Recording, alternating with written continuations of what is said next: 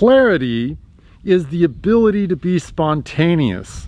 Now, that seems counterintuitive because we usually think you have to plan things out, you have to have it all together, you need to have the T's crossed and the I's dotted in order to be clear. But true clarity is spontaneity. You're spontaneously yourself. You're spontaneously direct. You're direct in the moment. And then clarity happens because who you are starts to shine through.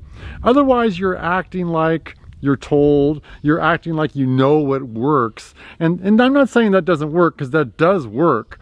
But the kind of clarity that shines through in a way that people go, oh, wow, that really makes a lot of sense, inevitably is being completely authentic and spontaneous.